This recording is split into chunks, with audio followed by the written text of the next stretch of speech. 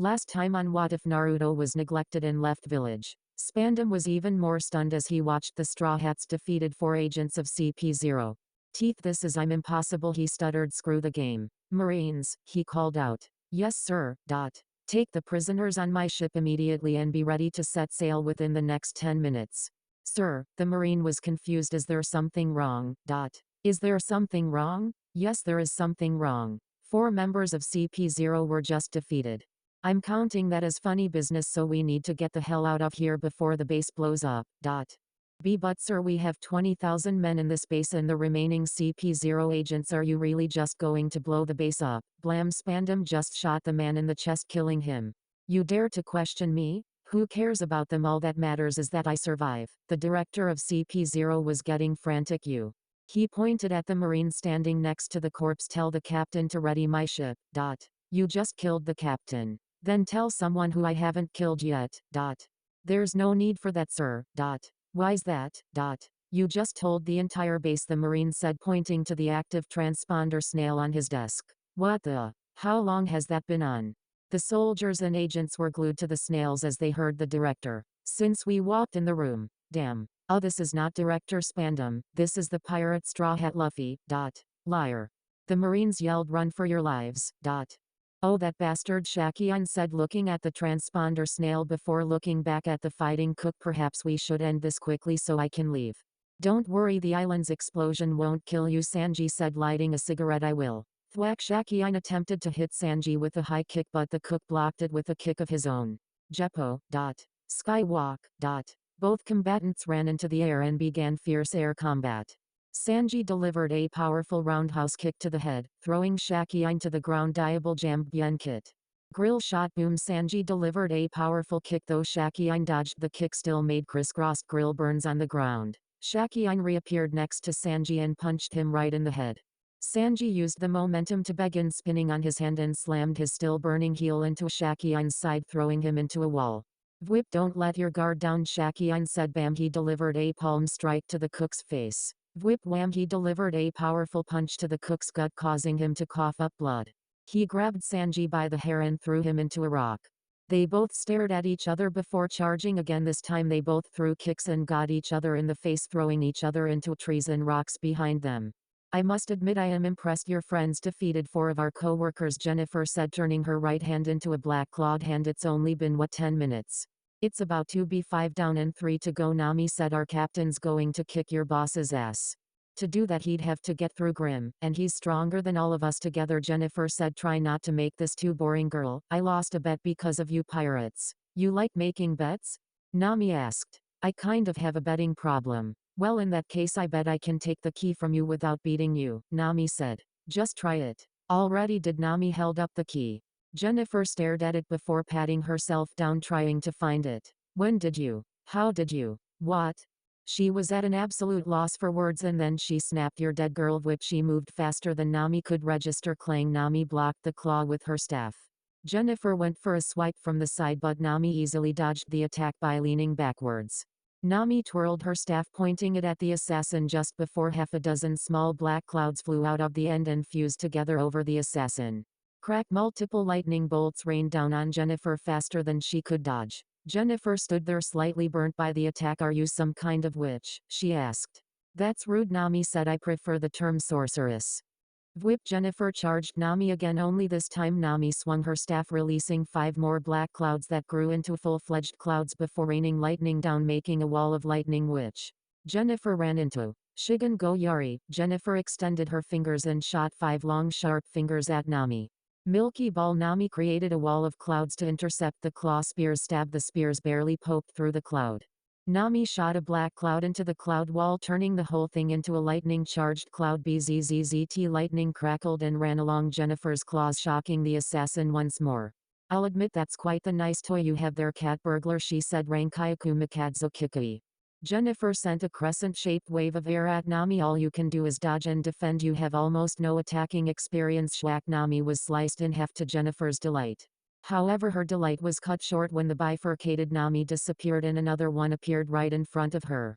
Before Nami could hit her with her climattack, Jennifer coated her body in carbon thwack the navigator, then backflipped, kicking the other woman in the chin thwack before slamming her staff down on the assassin's head. Wham! Damn it, Jennifer said, rubbing her head where she got hit. Don't tell me you got it, Nami said. I know how to use haki, though I'm much better with Kenbun Shoku haki than I am with Busa Shoku haki. Truth be told, she had asked Luffy to teach her how to use haki, which he wholeheartedly agreed. After all, to make it in the new world, at least one member of a crew needed haki. Nami knows haki, Naruto asked, dumbfounded. Great, she's even more hot and dangerous now, Kurama said. Do you know how to use haki, Robin? He asked. Yes, Naruto, I do. Just like Nami, I asked someone special to me to teach me. Robin smiled. Most of us in the crew know how to use Kenbun Shoku haki with minimal knowledge of Busa Shoku haki.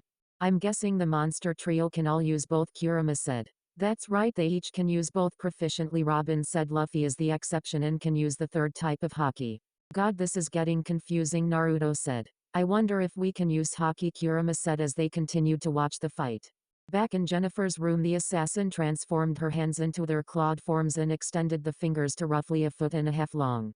She attempted to slice Nami. Clang! Nami intercepted the claw swords with her staff. Schwack! The claws sliced apart the pillar behind Nami just from clashing with her. Nami pushed Jennifer back. With the swing of her hand, 5 large slash marks appeared on the wall to their right. Shunk! The assassin stabbed into Nami, only for the navigator to once again disappear into the wind.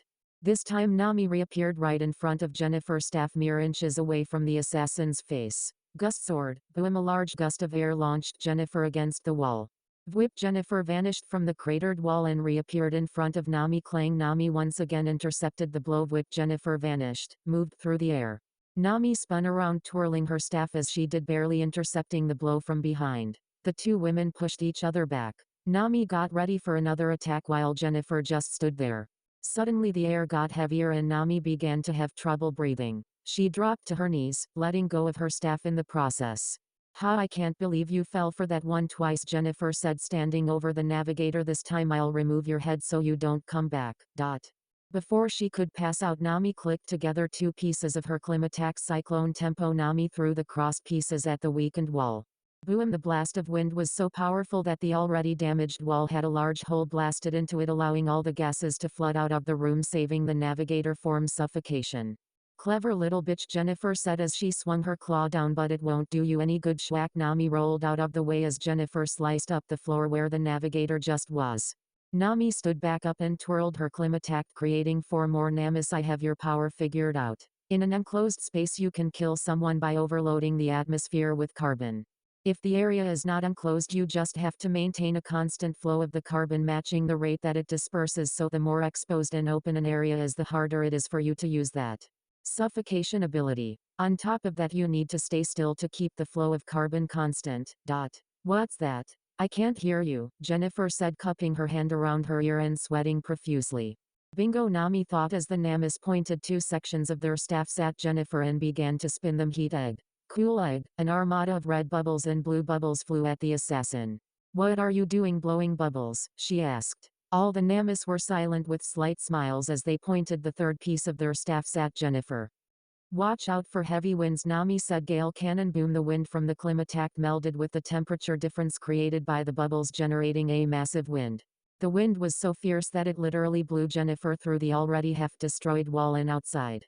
Shit, I got careless, Jennifer said as she was free falling. She flipped over so her feet were pointing at the ground. Jeppo! She started running back up to the opening her battle created. Poof! Several trails of clouds came out of the hole like ramps heading right for her and all over the place. Insert I will beat you. Weather egg hatch. Jennifer looked above her as a large thunder cloud emerged from a white ball. Thunder breed tempo. All the lightning consolidated and shot right at Jennifer, who dodged it with Soru. The lightning circled back after her each time she tried to dodge. Whoosh! Nami clicked 2 of the climattack pieces onto her shoes and raced towards Jennifer, the staff sections acting like jet dials. Each of her mirages followed suit, waving their staffs along with Nami, keeping Jennifer on the run. The lightning raced past Jennifer one last time before heading right for the Namis. Crack! The lightning collided with the staffs as all the Namis leaped into the air just over Jennifer.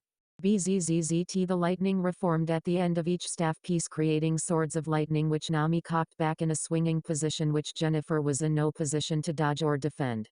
Damn, Jennifer thought as she watched the navigator and her mirages descend, their lightning blades crackling with electricity. Lightning soared, tempo crack crack. All the namas passed by Jennifer, but only one blade made contact, electrocuting the assassin. Milky Ball.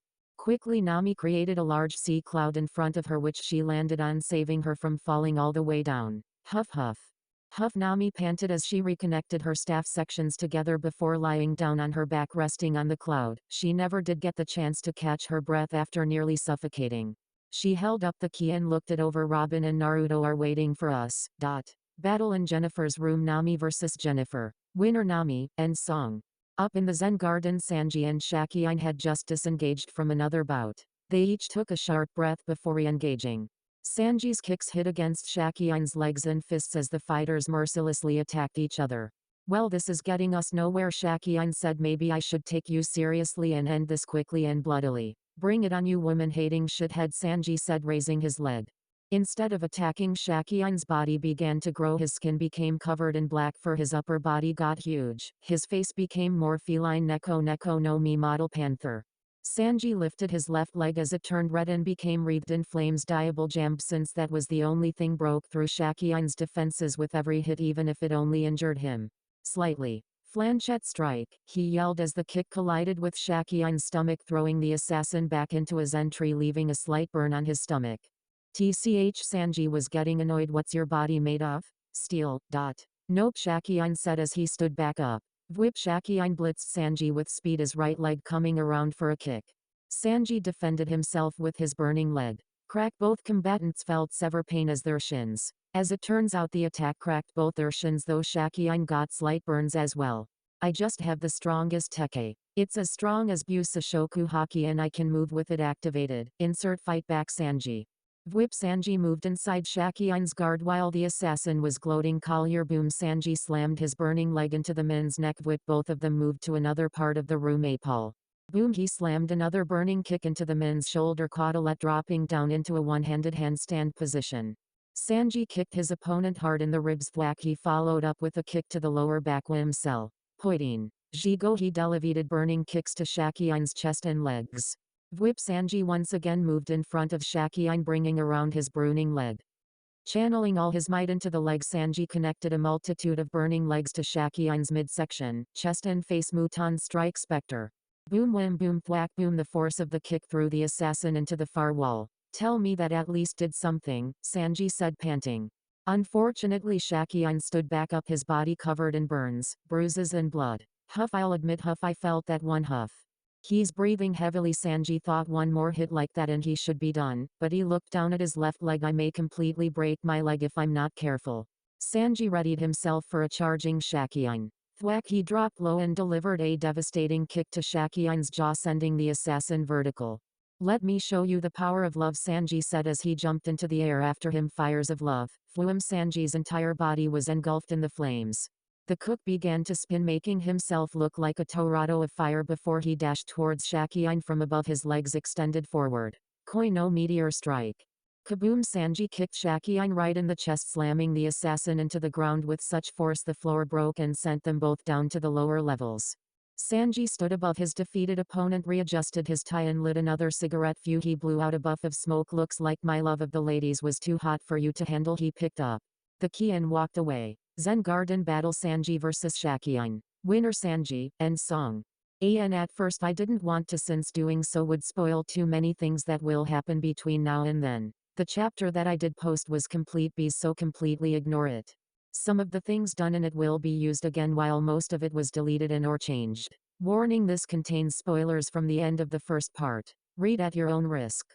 I tried to remove the big spoilers as best I could. Enjoy. Rise of the Kaizoukage. Bonus chapter Ocean's Guide. Insert One Piece film Zeost Kata. Umi wa maitairu. Seke no hajimari mo. Umi wa shitairu. Seke no wari mo dakara izana. Susumu biki michi e2. Dakara michibiku. Tadashi seke e atami. Kurashimi. Tsutsumikan kuru akakuya sashiku. Tsutsun kuru. Umi wa maitairu. Seke no hajimari mo. Umi wa shitairu. Seke no wari mo mishimo jibin ga kieta to shite mo subit shitairu. Umi no michibiki. Asarit wa ikane. Anata ga irukara. Abiit wa ikane. Nakama mo matsukara. Susumaniba narane. Aoki Sanasaki. A lone man walked up a road to a hill. In his right hand he held a bottle of sake. His face was concealed by the hat he wore on his head, and a red coat hung over his shoulders like a cape. Atop the hill was a field of flowers with a multitude of swords sticking out of it, and 3 graves. 2 of the graves were weathered with age, while the final grave was much newer in comparison. One of the graves had 2 crossed pieces of wood holding up a hat and knife surrounded by orange flowers atop a marble pedestal. On the pedestal its owner's name was written. Port Gas d'Ace. Next to it was a much larger grave with a large bacento sticking into a bed of white flowers atop a marble pedestal. A white captain's coat and pirate flag flew in the breeze off the great spear. On the pedestal its owner's name was written. Newgate. Immediately next to Ace's grave was a newer pedestal covered with blue flowers. A pole rose from this bed of flowers. A top hat with goggles on it rested atop the pole. Tied to the pole was a black cloth with a red S and 2 crossing bones flowing in the breeze. On the pedestal its owner's name was written. Sabo. The man walked up to the 2 smaller graves and placed a sake cup on each and filled them up before filling a third one in front of him. He got up and walked in front of Whitebeard's grave. "You probably want a drink too, old man," he said, pouring the bottle on the grave before returning to the other graves. He poured the 2 cups on the other graves before drinking his own cup. The fleet admiral looked outside of his office, observing the Marines rebuilding Marineford. Many who left the Marines had rejoined now that they were under new leadership. Almost all revolutionaries joined the Marines, increasing their strength and resolve in the new ideals. Earlier that day he took his ship and circled Marineford once. He then walked down from the ship and through the plaza. Everywhere he went Marines would stop what they were doing and follow him. He hummed the Marines' requiem as he walked towards the ox bell. As he hummed it the Marines began to sing it in tune with him. The fleet admiral then proceeded to ring the bell 16 times. Before tossing a bouquet of flowers into the sea, everyone present proceeded to do exactly what the fleet admiral had done. In unison they all bowed their heads in silent prayer. Many of his friends had died in the recent war. After all, he was forced to fight them for the greater good. He turned around and looked at the changed Marines, glad that he was a part of this. Absolute justice had died. The Marines divided among absolute and moral. They were all just Marines. Sailing the seas we find the 2 ships rafted together, the crews embracing and saying farewells. As the ships separated each crew waved and called out the opposite crew. Aboard the larger ship a man with red hair, a black cape and a straw hat met eyes with the captain of the smallest pirate ship. He smiled at the younger man who smiled back. The older man then took the straw hat off his head and tossed it at the young pirate before waving goodbye. Behind the pirates was an island. Atop the tallest cliff, overlooking the sea, were a multitude of pirate flags flying in the never-ending wind for all to see. In front was a line of pirate flags. In the center was a skull and crossbones with a very elaborate mustache. To its right was skull with crossed swords and red lines crossing the left eye. Next to that one was a yellow smiley face that had 6 protrusions. Next to the smile was a skull with snakes coming off of it. On the left of the center flag was a skull with a large mustache and cross behind it. Next to that one was a smiley with a Glasgow smile. Flanking that one was a red sun. Standing above all the rest was a skull adorning a straw hat fluttering in the wind as if it were the freest of them all. We see the smaller pirate ship sailing into the sunset. 10 people at the bow, eager faces waiting for the next big adventure. Their captain stood on the figurehead of the ship. Right hand upon the straw hat on his head as it fluttered in the breeze. A wide grin plastered on his face as he looked towards a brighter future. Standing in his shadow was a blond boy. He looked like a mummy from all the bandages on his body. He watched these events unfold before his very eyes. He was happy to be part of this story, this adventure, this legend. Beside him was another boy, his hair red as blood. He had black rings around his eyes, pointed ears, red eyes and sharp canines. For him his dream had been achieved. He was forever free. Free from the oppression, the pain and the hate. Both these boys had achieved part of their dreams. All that was left was to complete them as their family had. We now find that same young man standing alone at a cliff overlooking the sea. In his right hand he held a bottle of sake. His face was concealed by the hat he wore on his head and a red coat hung over his shoulders like a cape. He held it in front of him, took a sip just before dumping the rest it in front of him. He removed his hat, held it against his chest and bowed his head in a silent prayer. He turns around and walks away after someone calls his name. With a smile he turns around, putting his hat back on his head, and walks towards a woman who had a hand on her stomach. There on the cliff were 3 grave markers. The flanking graves were only katana sticking into mounds of dirt. Each katana was supporting a coat, and at the base of each grave were a bunch of red and green flowers. In between both swords was a single weathered stone grave, evidence that it had been there the longest. It was in the shape of a cross with the top and ends resembling crashing waves.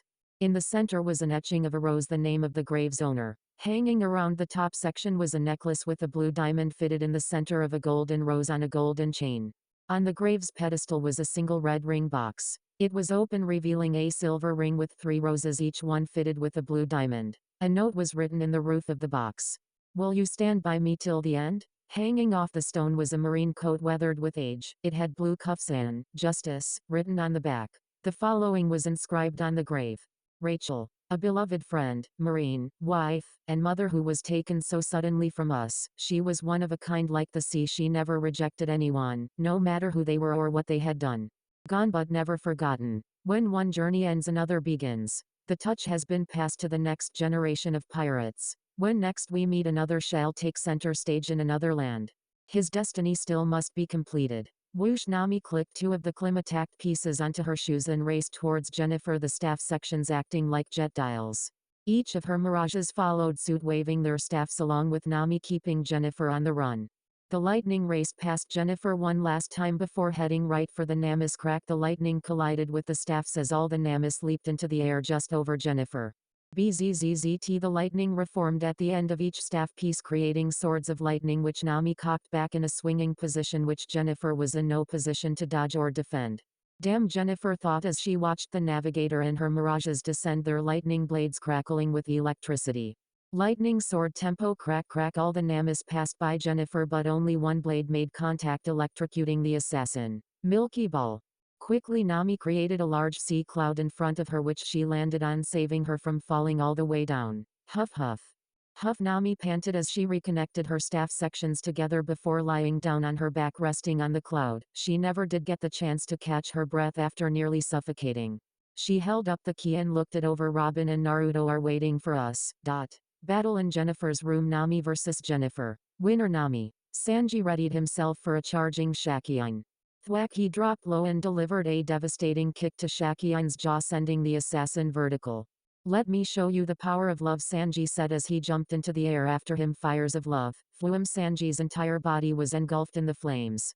The cook began to spin, making himself look like a tornado of fire before he dashed towards Shakian from above, his legs extended forward. Koi no meteor strike. Kaboom! Sanji kicked Shakian right in the chest, slamming the assassin into the ground with such force the floor broke and sent them both down to the lower levels. Sanji stood above his defeated opponent, readjusted his tie and lit another cigarette. Phew! He blew out a puff of smoke. "Looks like my love of the ladies was too hot for you to handle." He picked up the key and walked away. Zen Garden battle. Sanji versus Shakian. Winner Sanji. Butte up, butte up, butte up, butte up, butte up, butte up, butte up, butte up, butte up. Click. A transponder snail rang before it was answered by a female marine. "Hello," the woman asked. "This is an emergency call from GX. We request immediate reinforcements," the voice from the snail pleaded. "GX? That's under Director Spandam and CP Aegis Zero's authority, isn't it? The Straw Hat Pirates have invaded the base and defeated several members of CP0. I shall inform the higher-ups right away. In the meantime, do not let those pirates escape that base alive. Thank you, ma'am." Click. The snail went to sleep. The woman got up and left the room for the meeting hall just upstairs. She knocked on the door when she arrived. "Enter," a voice said from the other side. She opened the door and entered the room. Inside were 24 Navy headquarters vice admirals. Each was sitting cross-legged with trays out in front of them. Several vice admirals included Vice Admirals Stainless, Mamanga, Kamo. Addressing several new bounties on a board was Commodore Branu. At the front of the room, opposite Branu, was a desk. Flanking the desk were 2 tall men. The first of which wore a yellow pinstripe suit over a navy blue shirt and white dress shoes. He also wore a large navy coat with yellow cuffs with "Justice" written on the back. On his head he wore gold-tinted amber sunglasses. He was Admiral Borsellino, more commonly known as Admiral Kizaru. The other man was of roughly equal height. He sported a navy coat, also with "Justice" written on the back, over a light-colored cloak and a kimono which is held up by a dark-colored belt. On his feet were Geta sandals. He leaned on a shikamazu which he used as a cane. On the left side of his forehead was a cross-shaped scar that extended over both of his eyes, rendering him blind. He was Admiral Aisho, better known as Admiral desk was a large man. He wore a white double-breasted suit with a pink rose on his left buttonhole, with a red shirt under it. This too was decorated with floral patterns, though neither shirt covered his muscular neck. Peeking out of his left collar was a black flame tattoo covered with floral patterns. He wore black gloves and shoes and a marine cap. The cap covered the upper half of his face with a shadow, but not his mustache and goatee nor the cigar he was smoking. He was the head of the Marines. Fleet Admiral Sakazuki, formerly known as Admiral Akainu, the most powerful and feared Marine. All the Marines turned towards the female who had just entered part in the intrusion. Sir, but we have received a request for reinforcements to Marine Base GX. I had a feeling that idiot Spandam would screw up sooner or later. Sakazuki said. I still cannot understand that despite his failure at Eni's lobby the Garusei still promoted him to the newest CP0. That's not all, sir, she said. They are currently engaged with the Straw Hat Pirates, and are losing. FSS Flume. Sakazuki's fist ignited, lighting a nearby stack of papers on fire. The fleet admiral was pissed. Okay, so these CP0 agents were new to the job after what happened to the old ones, but in his mind that was no excuse. If it were us, he would have literally fired their asses straight to hell. Let me handle this, Sakazuki Kizaru said in his usual tone. After all, the world nobles still have it out for Straw Hat and his crew, even after 2 years. FSS. His hand turned back to normal. Who's closest to GX now? Sakazuki asked, letting out a decent amount of smoke from his mouth. The closest naval officer to GX is Vice Admiral Smoker. Vice Admiral Onagumo said. Onagumo was a tall man with a cold face and eyes that are always semi-closed. He was usually seen smoking a cigarette. He had long brown hair, and wore an ancient war helmet with a small, traditional Japanese dragon on it, and a long red plume hanging from it. Under his marine coat he wore a double-breasted gray suit over a dark green shirt with a silver tie. He also had a golden loop earring on his left ear. He does tend to act of his own accord when the Straw Hats are involved, Vice Admiral Doberman added in. Doberman had many X-shaped scars on his face and neck. He had a mustache and brown flowing hair, reaching down to his shoulders, and doesn't have the pupil in the left eye. His marine coat, draped on his shoulders like a cape, is more elaborate than the ones worn by other high-ranking officers, and the stripes across his cap are in a zigzag pattern. Underneath his coat he sported an outfit reminiscent of the ones worn by naval officers in the 1600s, giving you a point of reference. Composed of a loose shirt with rope-like ornaments on it and suit pants. Shall we send one of the Shichibuke? Vice Admiral Strawberry asked. Strawberry was a relatively straight-shaped person with a long beard. He is usually seen with his eyes closed, or at least half-closed. He wore a very long bearskin version of the standard Marine uniform cap due to his head being abnormally long. Like many high-ranking Marines, he has a standard Marine's coat draped on his shoulders like a cape. Under it, and over a shirt left unbuttoned near the neck, he wears a water green jacket, with rope-like ornaments on the chest, and matching pants. A warlord would be effective against them. Especially him, since he does want revenge against them. Sakazuki wouldn't have any of this. If you wanted someone as dangerous as Straw Hat taken down, you needed to send the best of the best of the best to face him. After all, the boy had defeated 2 of the previous Yonko, though he was on the brink of death after both those battles. What about Ryukyujiu? The fleet admiral growled, losing patience. He was almost at the point where he was going to GX himself. He'd probably just kill everyone when he got there. He's currently hunting down the remaining Big Mom pirates. Vice Admiral Yamakagi said, smiling like he was also a smoker of cigars. His eyes were always closed and he had a thick brown beard that covers his large chin. His suit's color was dark brown, his tie was black, and the polka dots on his yellow shirt were red. Just like high-ranking Marine officers, he draped his marine coat over his shoulders like a cape. Send all 3 of them to head to GX. Kill or capture all them. This includes Spandam and CP0, they've clearly failed. The fleet admiral ordered, slamming his fist down. Failure on our part is not an option. Yes sir.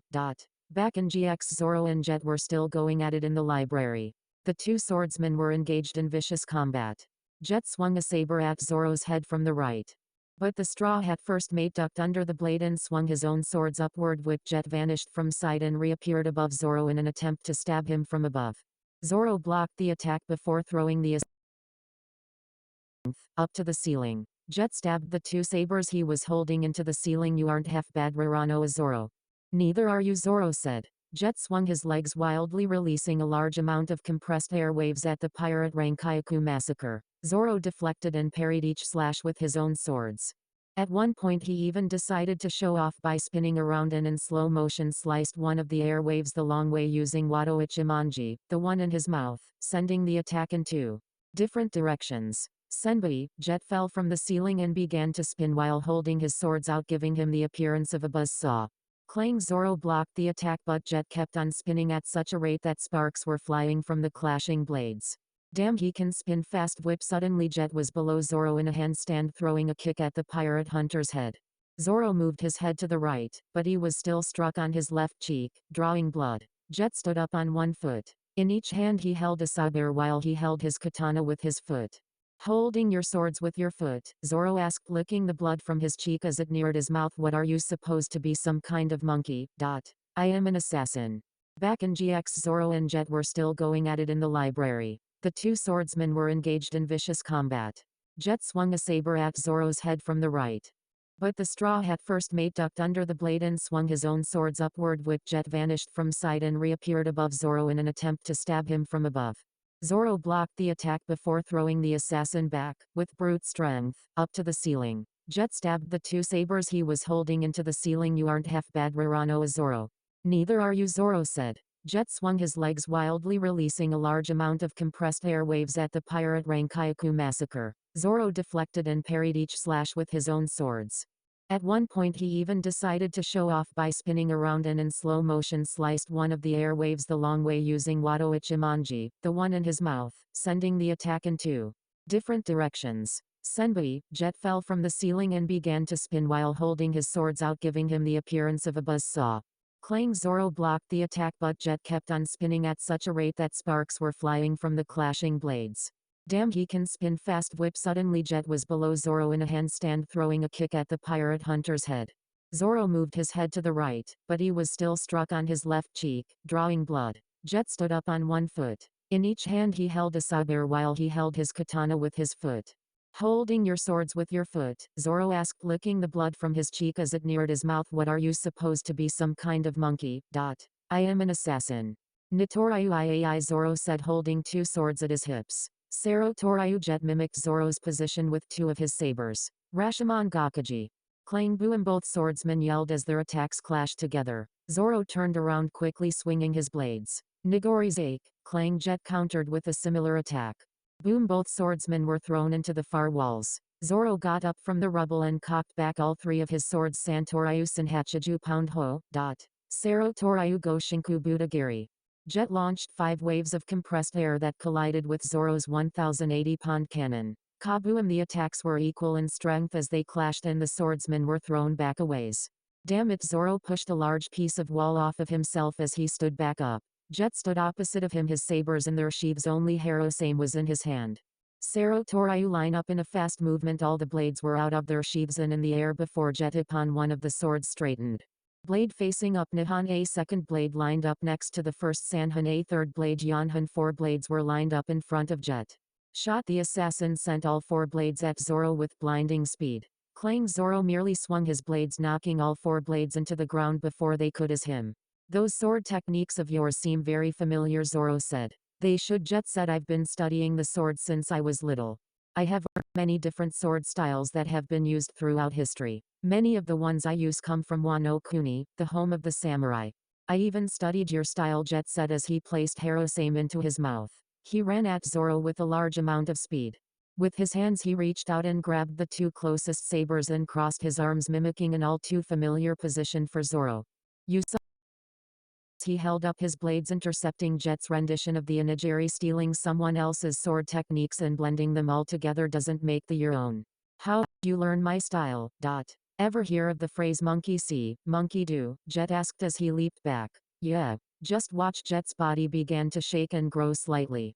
Black grew on all his exposed skin. A black furry tail grew right above his butt. His now exposed feet became more hand-like with opposable toes. His face elongated slightly. Jet was really a monkey man, standing only slightly taller than Zoro. So you really are a monkey, Zoro said, rather unamused. What's next? You gonna throw your own shit at me? Oh haha, real funny. Jet taunted. You will soon fear my power in this form. It's super lame, Zoro said. I'll show you, Jet said, standing on one foot, holding a blade in his hands, remaining foot, tail and mouth. The assassin then began to spin. That looks like a really awkward position, Zoro said, sweat dropping. Whip Jet got in close on Zoro very fast, his 5 swords flashing dangerously, and he swung for 5 vital points at once. Clang once again. Zoro blocked the attack, but Jet didn't stop. He continued with an incredibly fierce assault, moving his body into many irregular positions as he kept going for Zoro's vitals. Zoro was on the defensive in this situation, a place he really didn't want to be. One of Jet's blades sliced him on the left shoulder. Zoro slashed an X across Jet's chest before getting kicked in the chest by the monkey assassin. I'm having a strange sense of deja vu, Zoro said. A government assassin team, many members of which turn into animals. We had to rescue Robin and one other person. A battle for keys.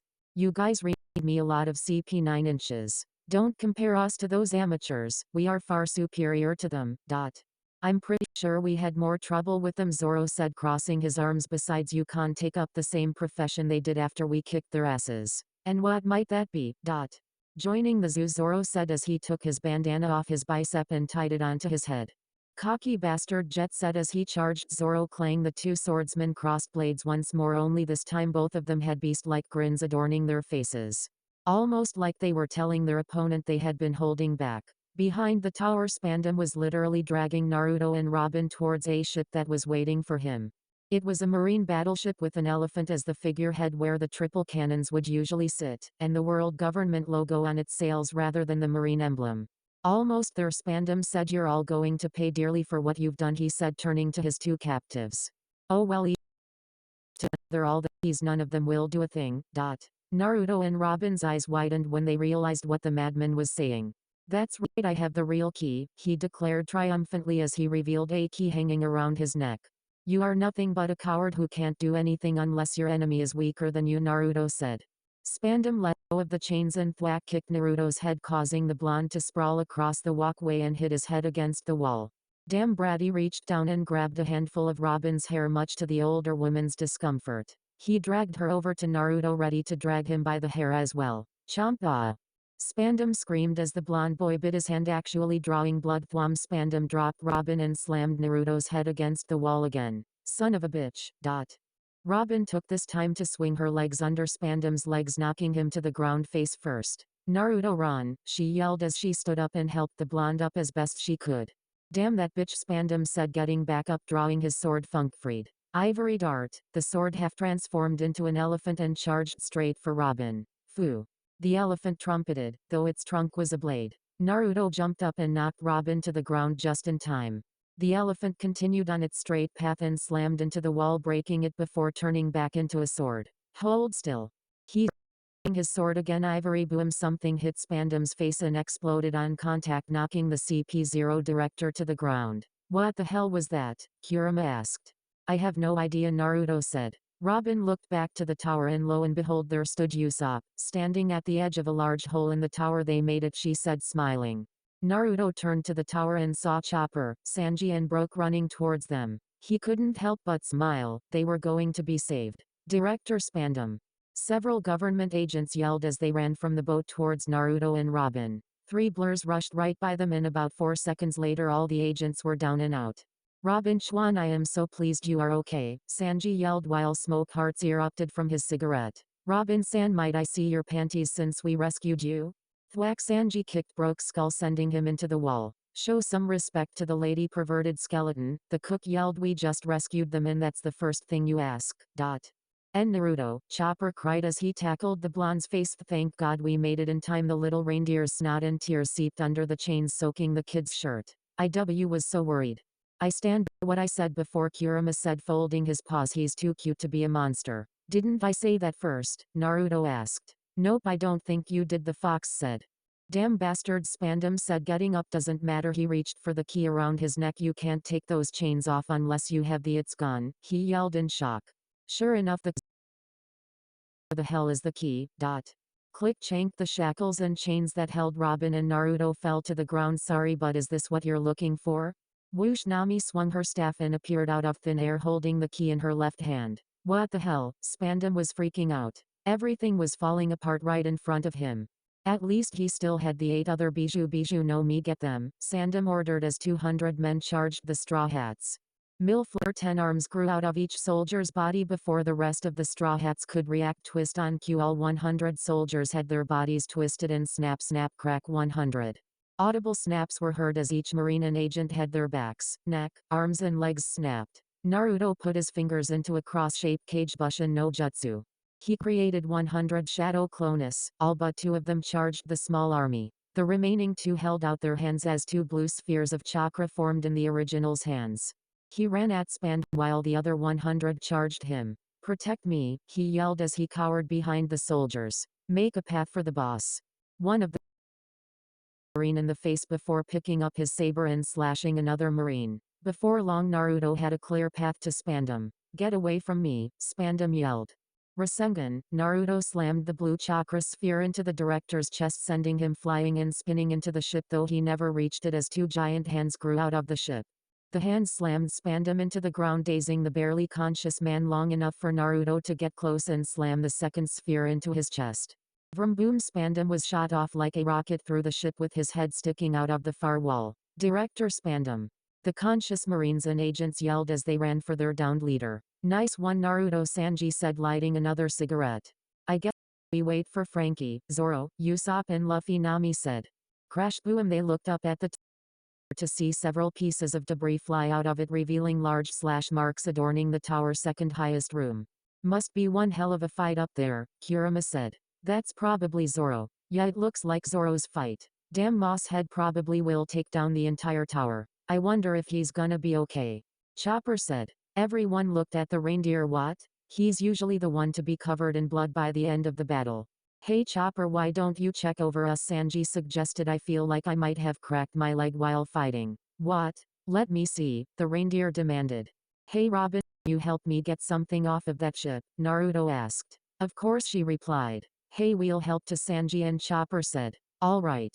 Naruto running to the busted Marine ship, followed by the Straw Hats. Back up in the remains of the library, both swordsmen pushed each other back before charging again. The engagement was so fierce and fast, each was getting hits in on the other. Jet Style had him constantly moving his swords between his hands, feet, tail, and mouth, couple that with his ability to attack from almost any position. Zoro swung his blades at Jet's head when the monkey got inside his reach. Jet dodged his head out the way to the left, but Sandai Kitetsu caught the inside of his cheek slash and tore open the assassin's mouth to the ear, giving him a half Glasgow smile. Shunka's in his mouth before driving it into Zoro's right side. Wham! Zoro kicked the assassin in the chest, cracking his sternum, knocking him back. When Jet was thrown off, the sword stayed in Zoro's side. The pirate hunter reached down and pulled the sword out before tossing it back to Jet, who was now clutching the gaping hole that was his right cheek. After that last bout, both swordsmen looked at their opponent and examined the wounds they had given. Both of their outfits were stained with blood. "I don't," said, turning back into a human. "So what are you gonna do?" Zoro asked, putting his swords away but not dropping his guard. Zoro didn't really want to fight someone who had lost their will so soon. "Back in our training days, the instructors beat a very important lesson into us. Zoro, he told us. Not really. I'll tell you anyway." Shunk, faster than Zoro could perceive, Jet was on top of him, driving 2 sabers into the pirate hunter's shoulders before turning around and Shunk stabbing 2 more into his sides. Thwack! He kicked Zoro in the chest against a wall before applying force to the sabers, embedding them into said wall. "When you're losing, make it," said with a crazy grin before vanishing from Zoro's sight, leaving the green-hair swordsman struggling to escape from his predicament. Back on the bridge, Naruto, Robin, Sanji and Chopper were walking back from the Navy ship with a large chest. "What's in here?" Chopper asked. "Just a devil fruits that Kurama wanted," Naruto said. "Wait, seriously?" Sanji asked. "It's rare to find one devil fruit, but you're saying there's more than one in here?" "Yeah, 8 actually," Naruto said. "Naruto seems to have the devil's luck when it comes to finding devil fruits, Robin. It would be a shame if he had another one though." "Why do you said that, Robin?" "Because your body would explode and paint all of us with your guts and blood," she said with the straightest face. "All right guys, listen up," Nami yelled. "This isn't over yet. We still need to wait for Luffy, Zoro, Usopp and Frankie to get over her so that we can get out of here before this whole base explodes." Well, I'm glad this whole fiasco is over, Naruto said. Don't say that, Naruto. Kurama said. I have a bad feeling that a large storm's coming this way. Yusashoku Koka, Luffy said as his arms turned black with steam billowing off of them. Gomu Gomu no Jet Gatling. Luffy threw an enormous amount of punches too fast for anyone to see. However, Grim merely dodged and weaved through each punch at equally blinding speeds. Luffy shot his still steaming arms at Grim, grabbing his shoulders. His forehead turned black as he began to fly at Grim's exposed chest missile. Luffy delivered a powerful headbutt to Grim's chest as the assassin defended himself with Tekeyatsuji, but this time it had no effect on Luffy. Grim grabbed Luffy's arms and swung the rubber pirate around before slamming him into the floor. He let go and wiped a small trail of blood off his lip as Luffy got back up. Rankyaku Pterodactyl. Grim launched the shape of a pterodactyl followed by an X-shaped air wave. The attacks collided and sliced the wall behind where Luffy was, but the rubber pirate was midair behind Grim preparing another attack, his arm thrown back and spun up. Gomu Gomu no Jet Rifle. Or the blow connected. He grunted as he was forced back from the impact. Gomu Gomu no. Luffy threw his arms back once more, black and steaming. Grim crouched back slightly, his arms tucked directly beneath his shoulders. His fists turned black as he did. Iju Okanauji. Jet Bazooka Saujuokan. Bomb. Grim's fists collided with Luffy's palms. Both of their arms seemed to ripple from the impact of the blows. Crash. Each fighter was thrown into a far wall. Just below the two fierce fighters in the lowest chamber of GX, were multiple devices. Each one appeared to be some kind of container. Inside, a gray stone sat in a vat of a light purple liquid. On the central device there was a counter reading these numbers: 145698, a countdown to the destruction of GX and everyone in it. 145573, 145429, 145314. Clap clap. The sound of clapping caught the attention of agents. Bravo, bravo. They turned and found themselves face to face with none other than Cypher Pole Aegis Zero Agent Jet. Mr. Jet, the Marines and agents exclaimed happily, we are saved. The Straw Hats each got into a fighting position. Nami with her clim attacked, broke through Solid Soul, Chopper got into his guard point, Sanji raised his cracked leg, Robin crossed her arms while Naruto grabbed two sabers off the ground. Ha, cough. Jet's here, Spandam said, forcing himself to sit up next to Grim. Cough cough, he's the strongest. Cough, now we can cough cough achieve victory, he managed to say through a broken body. Vwip. Jet moved past the Straw Hats and was in front of Spandam. Boblam. He jammed his finger twice into the director's chest, making said man's eyes widen in shock. Sorry, director. But I was one on this bridge. Boblam. He jammed his fingers 3 times into his stomach. Jet, you bast. Blam. He was silenced by a finger jab to the throat. Mr. Jet, several soldiers asked, frightened. Jet merely turned towards the soldiers and pirates. He gave a twisted grin, and with the Glasgow smile it was 10 times creepier, as he licked Spandam's blood from his hand. Who's next? Yusashoku Koka, Luffy said as his arms turned black with steam billowing off of them. Gomu Gomu no Jet Gatling. Luffy threw an enormous amount of punches too fast for anyone to see. However, Grim merely dodged and weaved through each punch at equally blinding speeds. Luffy shot his still steaming arms at Grim, grabbing his shoulders. His forehead turned black as he began to fly at Grim's exposed chest missile. Luffy delivered a powerful headbutt to Grim's chest with Tekeyatsuji, but this time it had no effect on Luffy.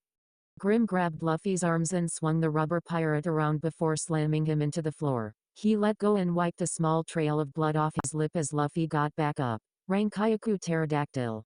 Grim a pterodactyl followed by an X-shaped air wave. The attacks collided and sliced the wall behind where Luffy was, but the rubber pirate was midair behind Grim preparing another attack, his arm thrown back and spun up. Gomu Gomu no Jet Rifle, Tekebuzo. Grim said just before the blow connected. He grunted as he was forced back from the impact. Arms back once more, black and steaming. Grim crouched back slightly, his arms tucked directly beneath his shoulders. His fists turned black as he did. Iju Okanauji. Jet Bazooka Saujuokan. Bomb. Grim's fists collided with Luffy's palms. Both of their arms seemed to ripple from the impact of the blows. Crash. Each fighter was thrown into a far wall. Just below the two fierce fighters in the lowest chamber of GX, were multiple devices. Each one appeared to be some kind of container. Inside, a gray stone sat in a vat of a light purple liquid. On the center To reading these numbers 1456-98 a countdown to the destruction of GX and everyone in it. 1455-73 1454-29 1453 14 clap clap. The sound of clapping caught the attention of the Straw Hats, conscious Marines and agents. Bravo, bravo. They all Aegis 0 Agent Jet. Mr. Jet. The into a fighting position. Nami with her clim attacked, broke through Solid Soul, Chopper got into his guard point, Sanji raised his cracked leg, Robin crossed her arms while Naruto grabbed two sabers off the ground. Hop off Jet's here, Spandam said, forcing himself to sit up next to Grim. Cough cough, he's the strongest. Cough, now we can cough cough, achieve victory, he managed to say through a broken body. Whip Jet his finger twice into the director's chest, making said man's eyes widen in shock. Sorry director. But I on this bridge. Ba ba blam, he jammed his fingers 3 times into his stomach. J Jet you bast blam, he was silenced by a finger jab to the throat. Mr. Jet, several soldiers asked, frightened. Jet merely turned towards the soldiers and pirates. He gave them beer, as he licked Spandam's blood from his hand. Who's next? Jet swung his ear up in blood. Wham, he landed roundhouse kick onto another man's face. Ba ba blam, Jet stabbed his fingers into soldiers' chests, throats and stomachs. Damn you. A Marine yelled. Assassin's toes puncturing the flesh. Slam its hair before slamming him headfirst into the ground. Without emotion and without mercy, Jet was executing each and every person there.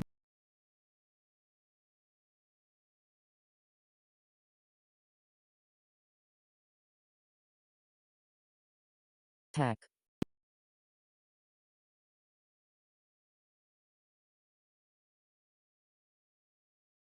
Government soldier. No.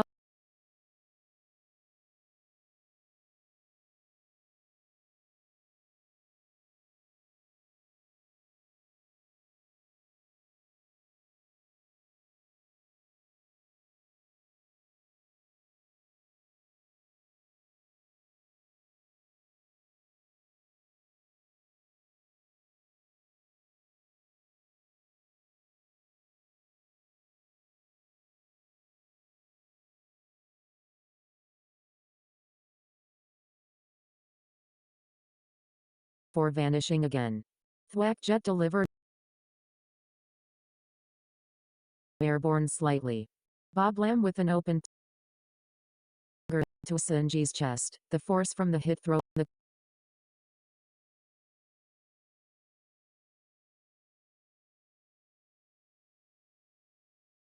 several other boshi between his fingers. He jumped she back at the sniper. Kabuimah. Usopp yelled down to the bridge. Black Ball Ray and Rod. Nami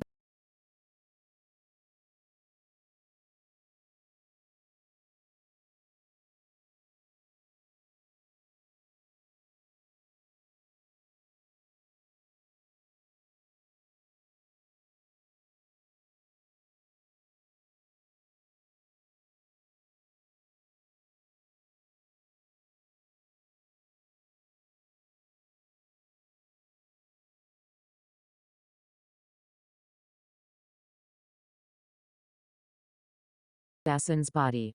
Collier strike. Crash.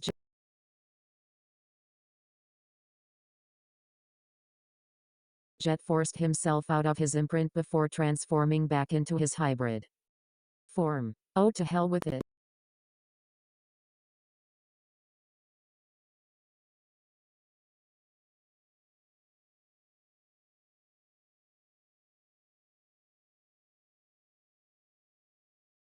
Screamed Robin Chuan. Sanji yelled Robin-san.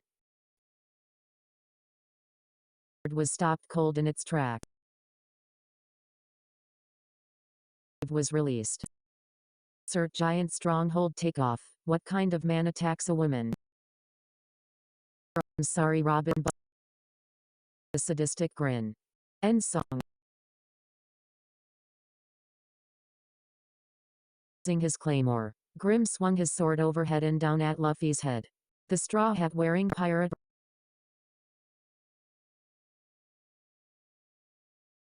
from the force quickly transformed into his full dinosaur mode, allowing the sword to transform into its pterodactyl form, flying above the battle. Ruer the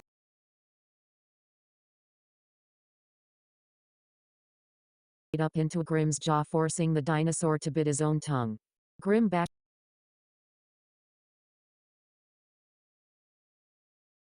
or trailed down his chin. Whip stab dodged the sword. When suddenly multiple blades fell from the ceiling, forcing Luffy to dodge with Grim. On Luoxia, Grim swung his leg around in an attempt to stomp Luffy. In the process,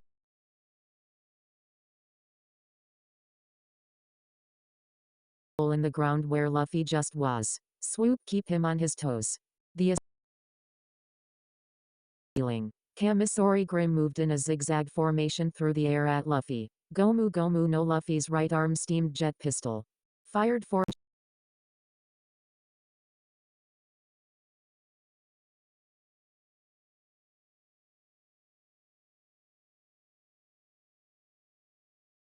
finger into Luffy's shoulder. Luffy's shoulder suddenly began to flail. His shoulder rang Kaizoukage. Grim kicked at.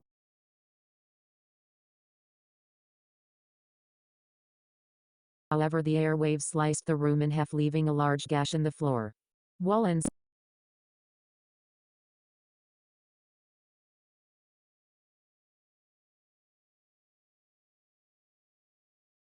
or cocked back.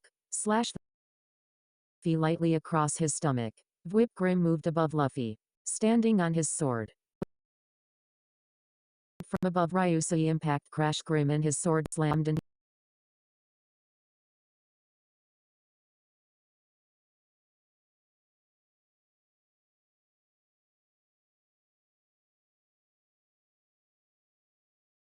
Teke or Busa Shoku Haki. Grim lung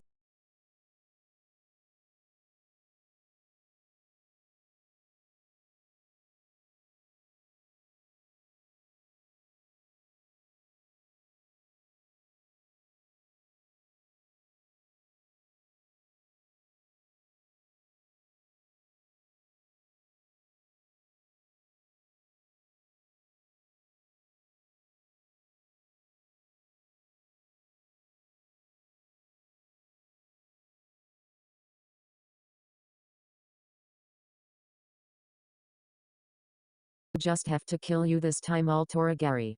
Zoro appeared behind him. He swung the blades forward in a downward slash. I'm not give on his chest. Jet coughed up blood, dropping Harosame in the process. Ringoku. Zoro crossed act. A nigiri slash, leaving an X-shaped stream of blood in the air. Damn monkey. Zoro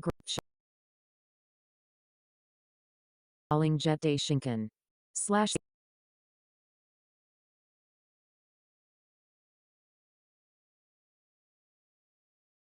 the crew, but Jet stood back up. Damn you, Jet.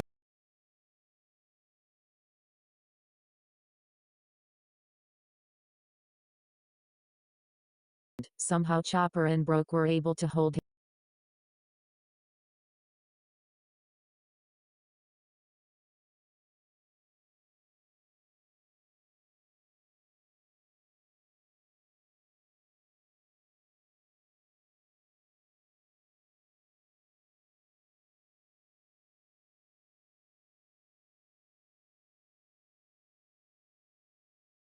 Dancing around his hands and feet. Get up.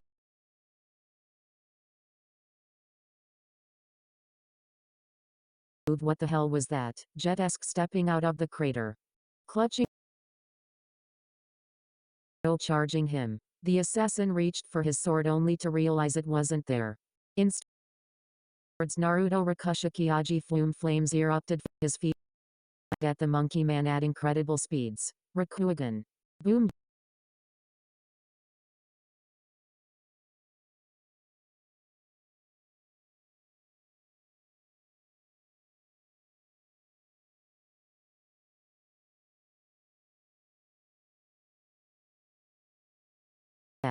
Kitsunibi Rasengan, Kaboom Naruto, jet in the bridge in a large sphere of fire. When the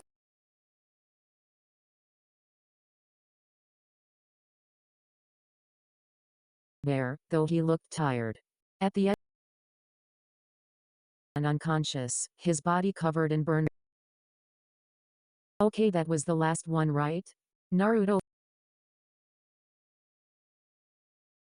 Multiple arm chains sprouted out of the.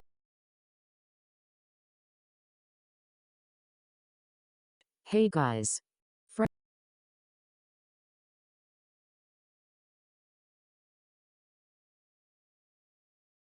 Smoking base. At the front of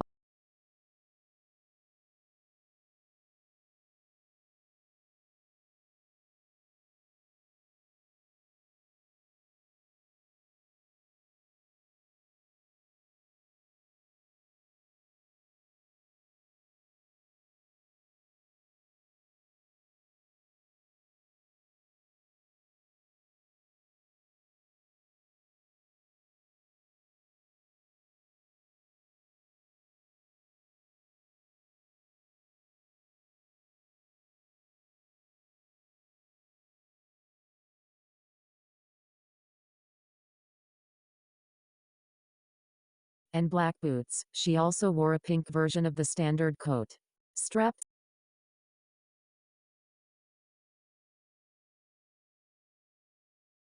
for pedal design. The blade itself is elaborate, with the front wide and smooth. There are circular designs on the other side of the base. The woman